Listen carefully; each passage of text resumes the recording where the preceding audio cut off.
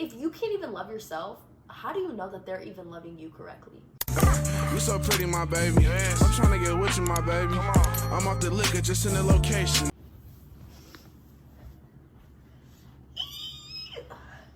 Good morning everyone. It is 10:37. I wasn't expecting to like record this so early in the week, but then I just ended up having some downtime and was like, might as well. So let's get started. I'm just so excited. I have this Dunkin' iced coffee, nutty pumpkin. So get your coffee. I hope this is good. It doesn't smell good. I'm not gonna lie to you. Sexy. If you're my cousin and you're watching this, I stole one of your Cliff Bars. Love you. Let's try.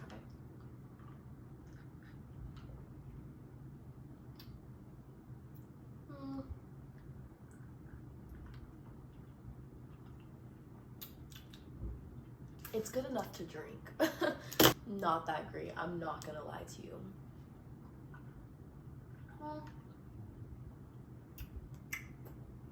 I actually think I like it the more I try it.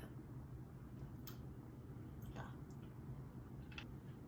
So I was trying to think of like what I should make this video about, other than just like talking. The last time I made a video like this was like, I want to say 2022, or yeah, it might have been 2022, like 3 years ago.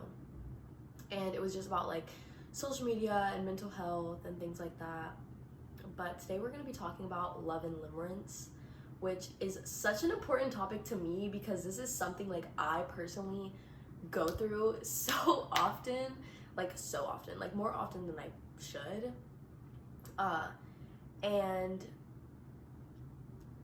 I made a couple TikToks about it. A lot of y'all resonated with what was said and what I was talking about. So I'm really freaking excited to talk about this today.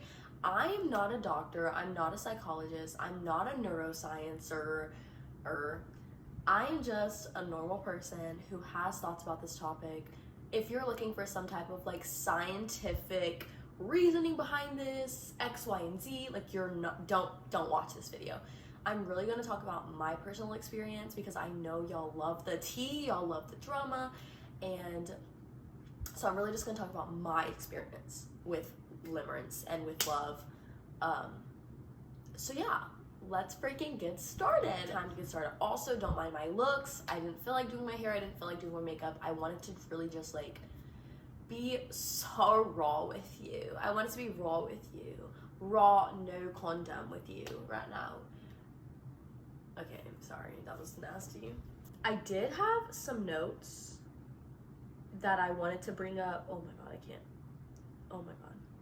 Can we actually first, can we just talk about how last night I'm doing my finals and I don't know if my brain was like all fogged up, but I forgot my iPad password and I got locked out 3 different times with my iPad. Like I thought I was going to like be cut out of the final, because first it was like, oh, you're locked for a minute. Then I think I was locked for a minute again. Then it was like 5 minutes. Then it was 15 minutes.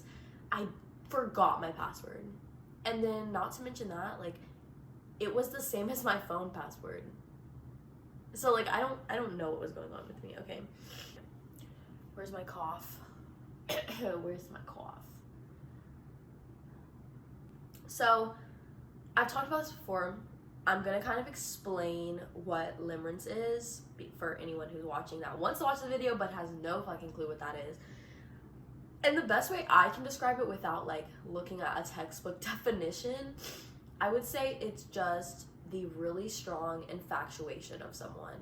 It's like basically having a crush, but it's like really, really strong, like a really, really strong crush. Everything that they do dictates the way that you feel. It's kind of like having a favorite person. I know like if you have BPD, people with BPD have like favorite people. It's very similar to that, but for maybe someone who is not BPD, and maybe not as strong all of the time. Now, I'm gonna tell you a personal experience and a story where it can get very strong, and it can get very strong to deadly levels. Now, I know there's a thing where people have got limerent objects and have their limerent objects because of how obsessed they got over them. Now, today we're going to use the people. I'm going to use the term limerent object a lot, which is basically just the person you're obsessed with. The person you have a crush on, the person you're infatuated with, would be the limerent object. I just feel like your limerent object, when you are having limerence, it is like everything that they do is put on this pedestal. No, they could do no wrong in your eyes because they are just so perfect. You are just so in love with them, and a lot of the time you don't even really know the person very well. It's not like regular love where you're like in love with them, like your partner.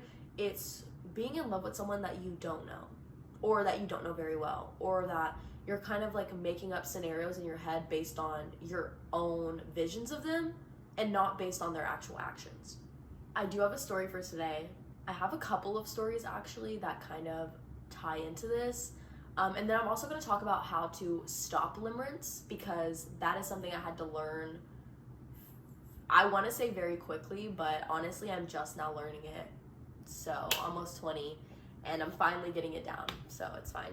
So when I was younger, when I was in like 3rd grade, I lived in this really bad neighborhood, or it wasn't necessary, it was like an apartment complex. It wasn't even the neighborhood. I lived in a good city, like a nice city, right? If like someone were here with me and they knew of like Houston area and I told them like I lived in this city, they'd be like, that city is like a really nice city. So it was like a suburb city. It was a nice city, but I lived in the poorest part of it. And so I grew up around a lot of kids who did a lot of bad things, who would pop pills, who would like do drugs, like 3rd graders who would have these lifestyles because of their parents or because of whatever they're going through. And I would constantly bring them home and I'd be like, Mom, this is my new friend. Like, Mom, we have to save this person. We have to like take them out. I'm trying to be someone's testimony. I don't know. Wait, hold on. That wasn't the right term. I'm trying to be someone's like savior. My mom would like bring them in, cook for them, and like they would become my best friends.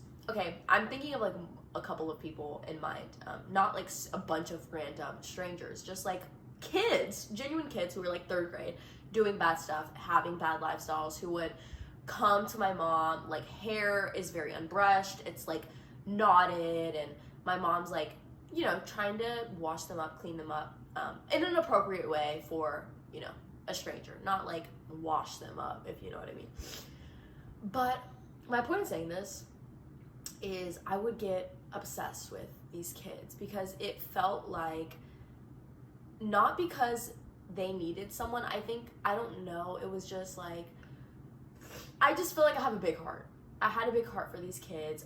One of them, okay, sorry, my nose is running. One of them I still have contact with actually, and they're getting married.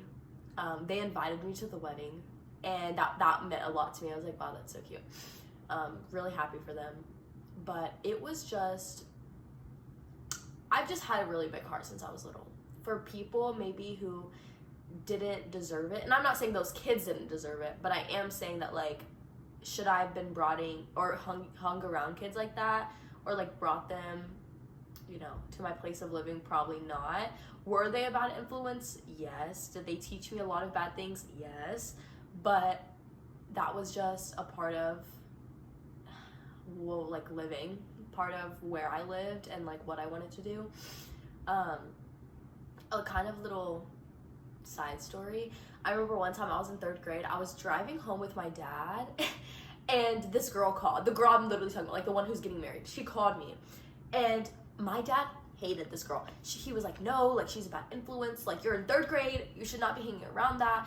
There was a time where I went to this girl's house and the cops had literally like banged down the door. This guy was trying to get in and break in, and like, you know, I think her mom was in like an abusive relationship, and I was like there like, what the fuck? And I went home and I never told my mom. Like, I did not tell her. I don't even know if I told her like to this day, but I just wanted to be her friend so bad, and I wanted to be there for her so bad. Like, we were best friends. I didn't want anyone to know about what was going on in her life, because I thought, like, they're gonna take away my friend. I don't want that to happen.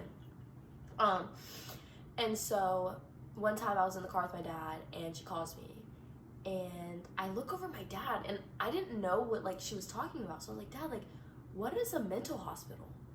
And he looks at me, he's like, why? And I was like, the fuck? I was like, well, my friend says that she's in the mental hospital. What does that mean? And he got so mad. He took my phone. He was like, hang up on the phone with her. You're never seeing her again. And I'm like, what the freak? Now, being in a mental hospital in 3rd grade, like, how old is that? Like, less than 10, right? Like 8? Well, I don't really know. 5? Yeah, like 8, right? That's crazy. Like, that's already in itself, like, very alarming. But, like, it wasn't her fault. Like, she grew up in this horrible environment with parents who, you know, didn't know how to take care of her. And so, obviously, I was very sad. Did I hang out with her again? Yes, I did. Okay? I, like, grew up with this girl. She was my fucking best friend. And I didn't give a fuck what no one said. Like, that was my friend. But I know this has nothing to do with limerence. But I'm just saying this because, like, when I'm going through the story, like, my mom was there with me when I had my first limerent object, and she was so chill about it. And I think it was because she understood that I had such a strong, big heart, that I wanted to save people. I wanted to help people. And in this story, I thought that that's what I was doing, but it wasn't what I was doing. Instead, I was, like, being a fucking weirdo. Okay, so let's get started on the actual story. Set the scene. I've never told anyone this, like, but a handful of people, okay? So this is all alleged. When I was in 7th grade, when I was in middle school, when I was in elementary school, when I was in pre-K, I've always been very, very outgoing, okay? Like, I'm already still a confrontational person. I had a lot of attitude. I was honestly rude as fuck. Like, if you went to middle school with me, not middle school, but, like, elementary, I was so rude to everyone. Like, I'm not like that now, but I just had this really big attitude. Okay, now I was going through a lot when I was in elementary school and middle school and my whole life, but I definitely had an attitude problem. I was very outgoing, and I was still friends with that girl that I was just telling you about in, like, 4th grade, and she was the type of kid that would literally, like, run out of the classroom and make teachers chase her around the whole school. So, like, having that as my what's that word? Influence? Yeah, bad, because, like, she was, like, a bad influence on me. So, like, not having that as, like, the picture, I was, like, acting up all the fucking time. And, like, I was, like, really rude to students, and I would get in trouble for, like, talking and, like, you know, things like that. I feel like a lot of kids talk a lot. You know, I think teachers were just mean to me. Well, one day, I'm in 7th grade, and I'm in the gym locker room with all of my friends, and I noticed this girl in my class. I had never seen her before. And at this time, I was also, like, discovering my sexuality. And I remember during this time, I was asked about that, like, when it ended up getting serious and, like, teachers got involved. That, like, hey, like, do you think, like, maybe you like her in a different way? A teacher literally asked me that. And I remember being like, no, why would you say that? Why would you say that? I'm not gay. That's disgusting. But I see this girl, and I'm like, who is that? I go to my friends, and okay, don't look at my toes. I ask my friends, I'm like, hey, like, who is that? And they tell me, they're like, you don't know. I'm gonna call her Angel. Okay, for the sake of this video, her name is not Angel. My ear itches. We're gonna call her Angel, though. So she's like, you don't know Angel? Like, you haven't heard about Angel? And I'm like, what? Like, fucking tell me, what? She's like, Angel doesn't talk. Angel, there was a lot of reasons why I heard that Angel didn't talk, but I never knew what was the truth. There was a lot of, like, people knew about this girl, basically. Like, she was kind of, I realized, like, people would talk about her a lot because she had a lot of lore, okay? Like, there were stories about, oh, she doesn't talk because she got bullied. She stopped talking in 2nd grade, and she came to school the next summer after getting bullied and didn't talk. And then there were stories saying that she stopped talking right before she got to middle school. Then there were stories saying that her sister had died, and that's why she stopped talking, because her sister died in front of her, which valid. If that actually did happen, I don't know. There was a lot of different like reasons why she didn't talk. So little me, after hearing the story I just told you, I immediately was very intrigued with this girl. I was like, like, I want to be her friend now. Like, I have to be her friend. And they're like, no, like, you won't be able to be her friend. Like, people talk to her, people try to be her friend, try to involve her. She does not talk to anyone. And I'm like, nah, bro, like, I'm fucking different. I'm special. And this is what started what I would say my first Limerence episode. This lasted for about 3 years, and it was the hardest 3 years of my life. Not only was I going through this, but I was going through obviously my own life, okay? And then I was also going through, middle school. So like all of these very life-changing events, I was going through a lot, okay? So it was a really rough time for me. But basically, after I met this girl, I decided to start writing her notes. I wrote her a couple notes. I would put them in her locker, and when I would walk past her locker after she would leave, I would see them on the ground, on the trash can. She did not give a fuck, okay? So one day I go home, I'm telling my mom this, I'm crying, like fucking bawling. I'm telling my mom, like, I just want to be her friend. Like, I don't understand why she doesn't want to be my friend. Like, what the freak? Like, I must suck. And my mom is like, Corinne, you can't force this girl to be your friend. Like, she's clearly going through her own things, and I know that you have such a big heart, but like, you can't put yourself through this. But little 7th grade me, I'm like, fuck you. I'm like, Mom, like, I just want to be your friend so bad. Like, I can't. This was also around the time that my mom started questioning my gayness. She was like, are you gay, Corinne? It's okay. It's okay to be gay. Everyone just thought I was gay, which, I mean, true, but. So, then, one day, it was Christmas time, and I got this angel necklace for Christmas. And I told my mom, like, Mom, I really want to give it to her. Come on, like, I want to give it to her, and maybe, like, she'll think, oh my God, you're so nice, and be my friend. And my mom's like, Corinne, we just bought you that necklace for Christmas. Like, that necklace is expensive as fuck, and, like, brand new. Like, no, you shouldn't give it to her. I'm like, Mom, please, like, I just want to give it to her. And she's like, okay, like, whatever makes your heart happy. So the next day I go to school, and I bring, yes, if you heard a dog barking, that wasn't your imagination, that was a dog. Anyways, I put it in her locker. I walk past, and I watch this girl throw it in the trash. No, actually, I watch her drop it on the floor, and then the note that was with it, she threw it in the trash. So my angel necklace is just getting stepped on by all of these 7th graders, and I saw this with my eyes. I'm heartbroken. I'm like, there has to be something that I can do. So the only reasonable option in my head was to act like her. I thought maybe if I acted like her, or if I was like her more, she would want to be my friend. Maybe like she would want that. So I start dressing like her. She used to wear those like clips in every day, like those, like, you know what I'm talking about. They got popular like when I was in, like, everyone used to end up wearing them, okay? But I swear this girl started the fucking trend, because nobody was wearing them, and then I started wearing them, and then everyone started wearing them. Seriously, like, I'm the one that started that trend, the freak. Just kidding. So she would wear those like clips, and she would wear baggy pants with a shirt, and she would always tuck in her shirt. Every single day she would tuck in her shirt. So for the next 3 years, that was all I wore, okay? Baggy jeans, a belt that had like a gold circle. I literally bought the same one. And I would tuck in my shirt every single day. I was a replica of this girl. I stopped talking. I became just super distant from everyone. I gathered as much information as I could about this girl from people that knew her. This is like genuinely psychologically fucking insane. I talk about this now in therapy, and my therapist is like, I just think it was like, what the fuck? It was crazy, honestly. Like, I don't know what was going through my head. I don't know why I did that. Limerence, literally, that's why I did that, okay?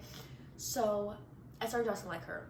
I got some intel from people. Someone said that, oh, it literally was like a documentary. Like, literally in my head, I'm interviewing different people about this girl and trying to like integrate it like softly into conversations, talking to people I've never talked to before, asking them about this girl. So I find this girl's old best friend is what I would hear. She goes, oh yeah, like, you know, I don't know, she stopped talking because of this, and that. We used to be best friends. I remember I told her I liked Taylor Swift one time, and she likes classical music. Okay, started listening to classical music. And now I really do love classical music, but like, this was the time where that was all I listened to, was like fucking Beethoven, dead ass. So, started listening to classical music, started taking piano lessons. Started taking piano lessons, listen to classical music. Okay, next, I would see her. She would always bring candies to school, and I would see her like eat these candies. Now, I would sit with her in the beginning, like before school started, we would all sit down at the cafeteria before they would let us go. I would always sit with her. She never talked to me, by the way. These entire 3 years, I've never heard a single word out of her mouth. Yeah. So I would sit with her, and she would always like eat like a Snickers before class. So I started becoming obsessed with lollipops and like little chocolates I would keep in my bag, just like her. I would see her write with the gel pens. I got gel pens just like her. I would see her use like the mechanical pencils sometimes. I would use those sometimes, just like her. Then someone told me that, oh, she writes in cursive. So I'm like, she writes in cursive. One day, allegedly, I go into my teacher's work stack. Well, where we would like turn in the papers. I look for her name in her class period because I knew her schedule. Look at her class period, and I found her paper, and she was writing in cursive. She also spelled color like C-O-L-U-R. Yeah, or C-O-L-O-U-R. Like that way. I never did that. That fucking annoys me when people do that now, but like, she spelt it like that, so I started spelling it like that. I learned cursive. I would do like cursive worksheets, like literally for her, and now I can write in cursive. I write in cursive. Like, I love cursive. I know a lot of people my age don't. You need to learn if you don't. But that's how I learned, is because this girl wrote in cursive. So I'm like getting obsessed with this girl, okay? I end up finding out her birthday, which was April 20th. Yeah, I still remember this, obviously, but this is fucking crazy.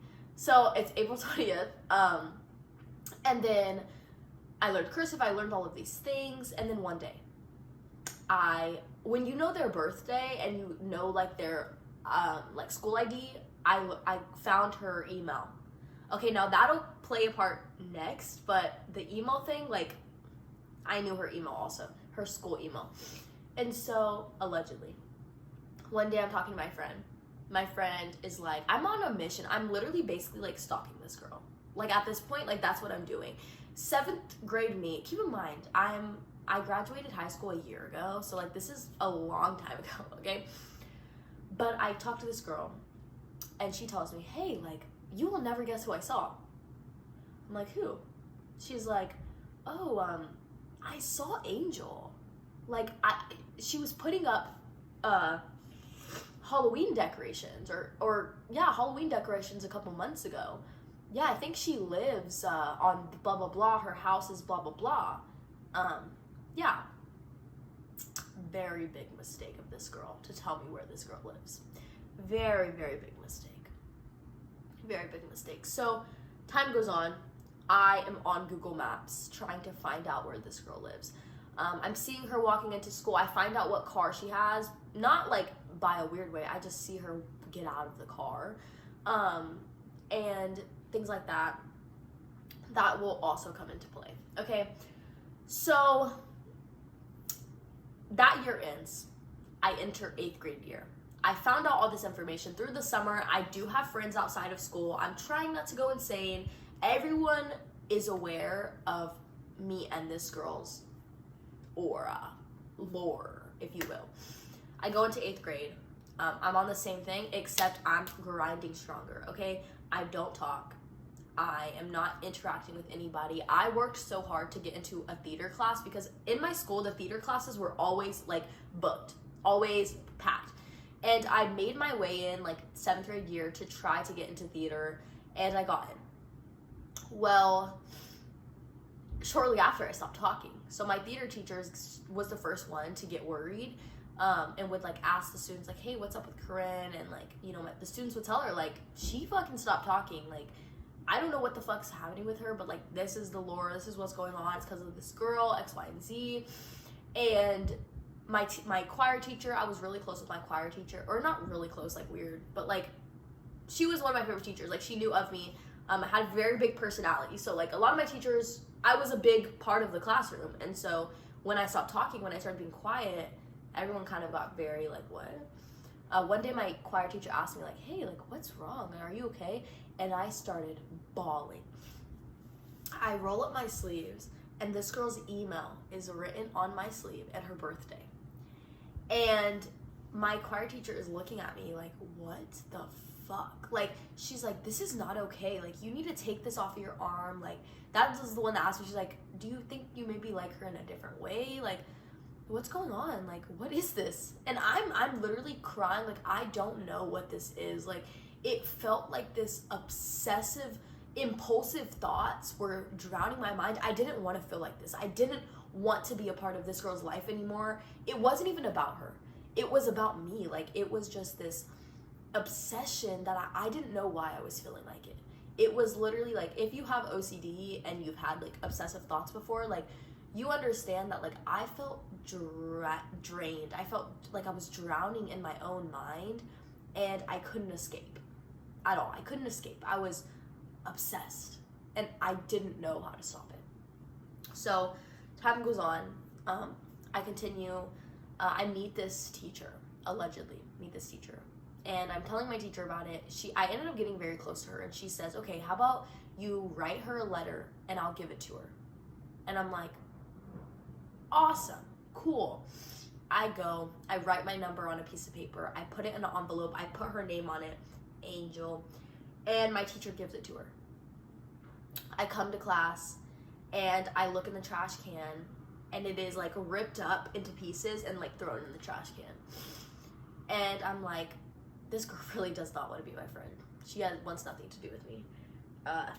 And I also thought that this was maybe like a spiritual experience. In like 8th grade, I was like, what if the universe is like calling me to her, and like they want me to save her, and like I would have dreams about her and me being friends. I remember one time I had a dream that we were making cookies, and I feel like I woke up, I was very sad, I was crying. I would have dreams about her all of the time, and in my mind, I wanted to be her friend, but I didn't want anyone else to be her friend. I wanted to be the only one that she talked to. I don't know if it was because it was gonna make me feel special. I don't know what it was, but like I remember getting so jealous when other people would try to talk to her. I'm like, get the fuck away, like this is mine. Like, I remember one time we went on a field trip, and this girl had talked to her, and like, I guess Angel had smiled at her and like they ended up telling me like, oh my god, like she smiled at me like when we asked if she wanted to sit with us. And I was so mad. I fucking hated that girl now. Like, I was like, are you fucking serious? Like, she smiled at you? She never smiled at me. She never talked to me. Nothing, which makes fucking sense because I was a fucking weirdo. So I started sitting with her at lunch, and she would literally just stare at me, not talk to me. So then I started sitting in front of her where like she was behind me looking at my back, and I was like this on a different table. And I started eating alone at lunch. I was doing everything alone. I wasn't talking. I got so depressed. I was coming home. I was crying every day. I was miserable. I was so confused why I felt like this. And it was just like, I was putting this girl on pedestal. I was having those, intrusive thoughts. I was having this infatuation towards her, this like idealization of her, when I never talked to her. I didn't even know this girl. I didn't know her personality. I didn't know the way that she acted. I didn't know if she was the worst person in the entire world because I had never talked to her, ever. Now, I do want to remind you that this is like the extreme of limerence, and this is not all limerent cases. So, yeah. You probably, if you've never experienced this, you probably haven't. This is not really what limerence is. This is just like the rare extreme cases of it. So I go, okay, year ends, very miserable year. That was year 2. I decide to write her an apology letter for all of the damage that I may have caused, for being weird, for basically just like stalking this girl. I was like, I need to write her an apology letter. I write her an apology letter on paper, I put it in an envelope, and I go to her house, or to what I thought was her house. I don't know. To this day, I still don't know if it was her house. But I went, and, you know, remember that girl told me where she lived, okay? Or what her house looked like. I go, my mom takes me. I don't think my mom at this point knew, like, the extent of what, like, she literally just thought I had a crush, and she's like, okay, we're gonna go drop off a letter, that's so cute, like, okay. I think my mom was innocent in this. I don't think she really understood what was happening, but, I go to this girl's house, I drop the letter on the floor, on her front porch, or I put it in her mailbox, and I drive away. That was the summer of 8th grade. So, time goes on. I enter 9th grade. We're doing online classes, and I email her, like, the very beginning of the year. I email her another apology, like, I'm so sorry. And this one had to have gotten to her, right? Because it was her email. And we have the same email through even your high school. It's all the same. So, I need to blow my nose. So, okay, I'm back. I ended up not even eating the Cliff Bar. But, what was I saying? Okay, so I was on online school. I email her another apology. I email her about 3 times before I stopped. So I emailed her like 3 times. Time goes on, and then we ended up halfway through the year going in person, and this was really bad. I think this was like the end of it pretty much. 9th grade, I wasn't seeing her at school. Now, 9th grade was also the year, I had actually failed 9th grade that year because I didn't go to school at all. I didn't go. I went a handful of times. My teacher maybe saw me a couple times. At this time, I'm still dressing the same. I'm still not talking, but worse, like, genuinely not talking. Like, dead ass, not even to teachers, not to no one. Like, I'm just completely silent. I'm depressed. I'm drained. I'm like, what the fuck is life? Stopped talking. My teachers started calling my mom and being like, hey, like, I'm really worried about Corinne. Like, she doesn't seem like she's doing good at all. And I wasn't. And so I stopped going to school. I allegedly, hypothetically, falsely, not actually, log into this girl's account. And I see her, that she had been absent a lot of the days that I was absent as well, and that she, like, wasn't going to school.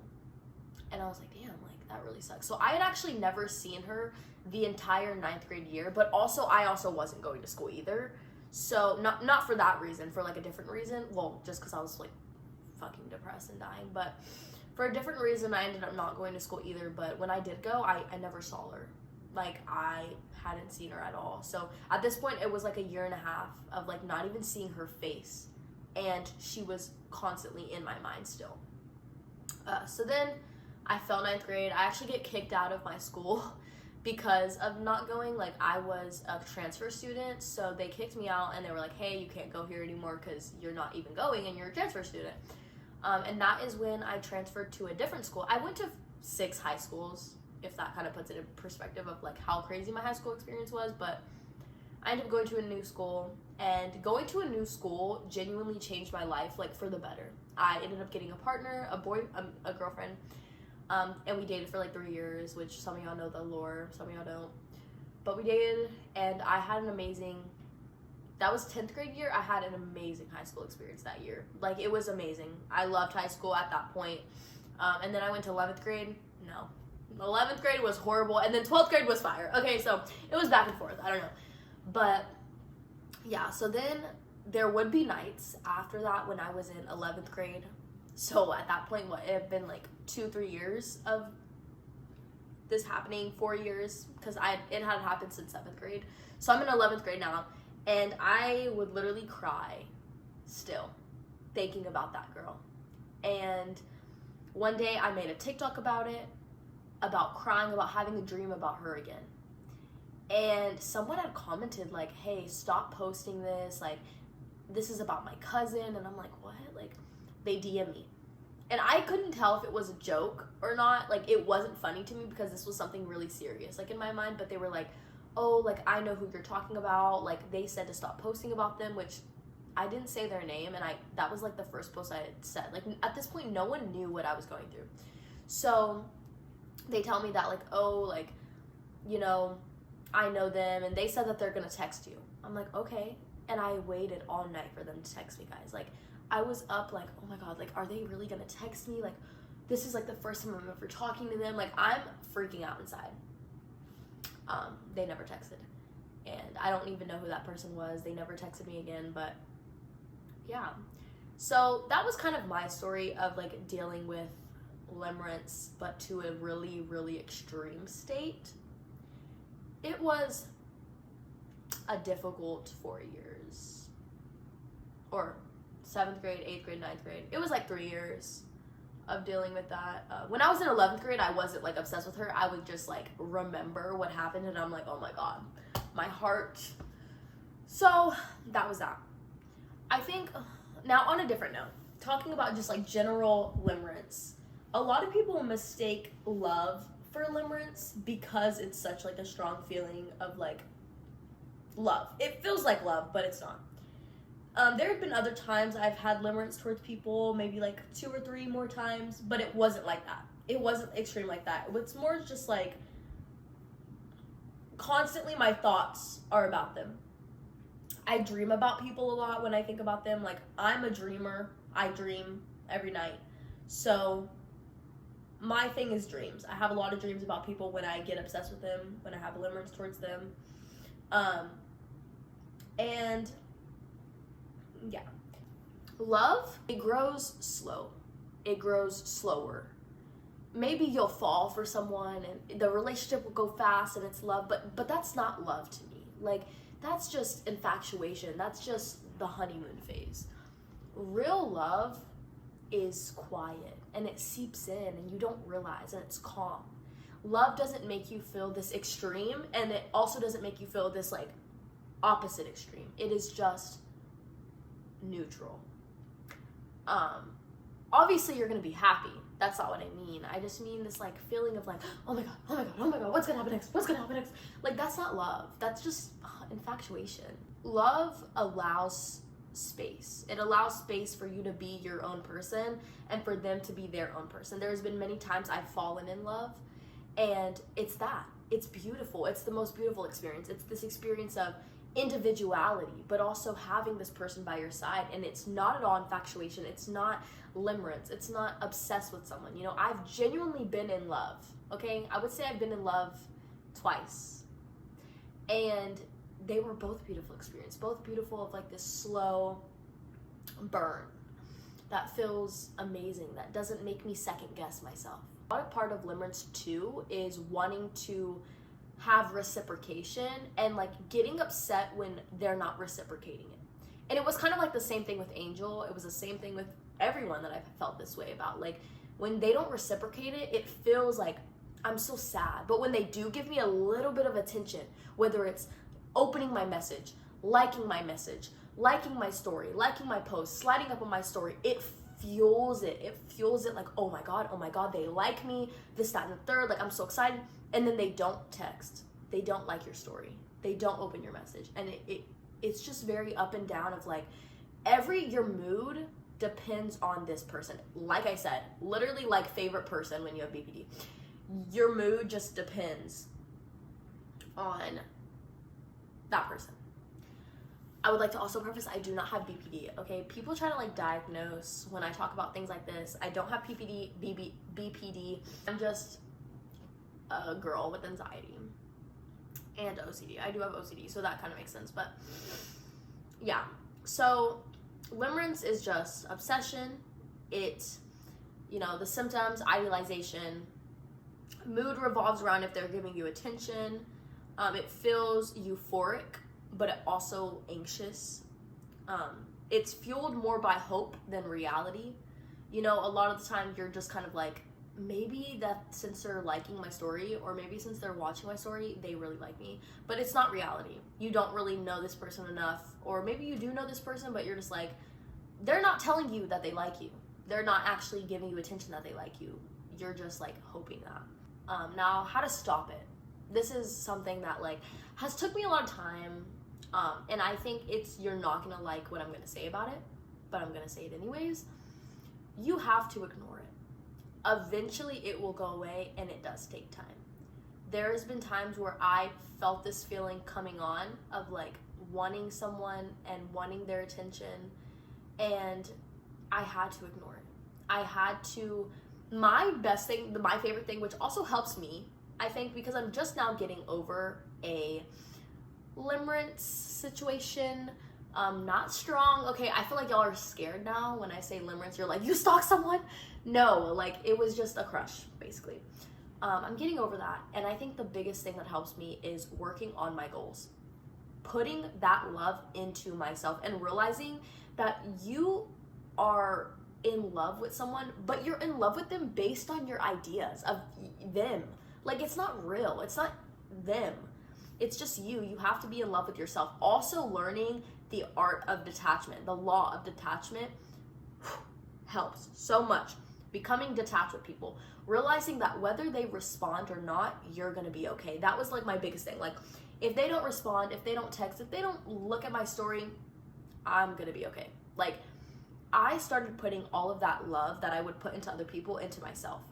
And now I do all of my goals. I'm feeling like I'm succeeding all of the things that I want to succeed. I started starting back YouTube was a big thing for me too. Like, putting all of this love into myself where like, when you detach from things, you attract.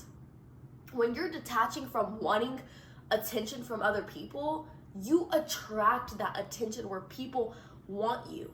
But then you're able in the right mind to be like, oh, nah, this isn't good for me. Yes, this is good for me. No, that person isn't treating me right. No, that person doesn't even like me. They don't even give me attention. They're playing push or pull. They're playing push and pull. Like, you have to start putting that love into yourself. You have too much time on your hands. Period. You have too much time on your hands. And that was literally my issue. I had too much time on my hands. Now, I have a baby. Obviously, that takes away a lot of my time. I'm a full-time student. I work. I do social media. I'm trying to do this fucking YouTube shit. I'm working on all my goals. I'm putting my time into myself, into my schooling, into my career, into my money. My money. You just have too much time on your hands. It hurts. It hurts a lot when I feel like the person I love, the person I want to give love to, doesn't want that from me. But I realize that I can just, speaking of, I got a little text.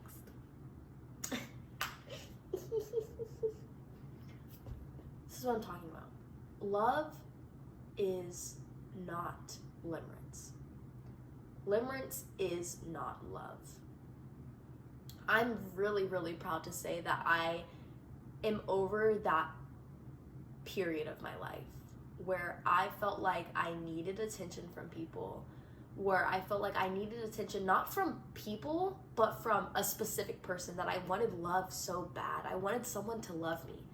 It felt like I wasn't lovable, that I had to chase in order to be loved. But it was all just forced love. If they like you, and I know you don't want to hear this, okay, because I didn't. If they like you, you're gonna know. They're going to give you the attention that you need and deserve. If you genuinely are in love with them, you need to really, really, really love yourself, okay? In order to be loved, you have to love yourself. And I do believe that. I know a lot of people, they're like, well, you can learn how to love yourself in a relationship. Yeah, you can. Yeah, absolutely you can. But like, look, I'm even shaking my head. Like, psychologically, I really don't think that. Like, I don't. You see, I was literally saying my topic while also being like, no, yeah, I don't believe that. I really feel like you have to love yourself in order to be loved. Because how do you know how to love? Like, if you can't even love yourself, how do you know that they're even loving you correctly? You have, my thing is, I cannot be in a relationship, I cannot love someone if I'm not ready to leave. And I know you're probably like, what? But it's like, I've been put through things where I've fallen in love with someone and I didn't love myself enough to leave a situation that was bad for me. So now I place myself in this position, now I'm not like that, and I go after love while also being like, I love myself enough to know and look at this situation through not rose-colored glasses, but through prescription glasses, okay? I'm looking through this shit. I'm like, yeah. Is this good for me? Is this not good for me? Is he treating me right? Is she treating me right? Is this, that, and the third? Is this what I deserve? Are these my standards? X, Y, and Z. Now my program, strict. And I look at people, if they're not treating me right, speedy fast, like the Flash. I'm leaving because I love myself so much enough to realize that love is not limerence. Limerence is not love. It's infatuation. Well, I know that was a lot. It was a lot, but I'm done. I'm done for today. I hope you understand. I'm going to try to edit this video. I hope you don't think I'm a freak that stalks people. But it was a time in my life, and it definitely taught me a lot. If you're going through limerence, then I wish you the best. And I really hope that you go and get your nails done, go get a pedicure, which I'm actually about to do right now. Right now, I'm about to do it. Yeah. Love yourself. Look up the art of detachment. Look up the art of attraction, law of detachment, law of attraction. But law of detachment is just my favorite. It's my favorite. I love detaching from things. It makes your mind soft. It makes your mind calm. It's perfect. I love you guys. Go follow all my social media. Also, let me know what other videos you want to see, what other talking videos. Love you.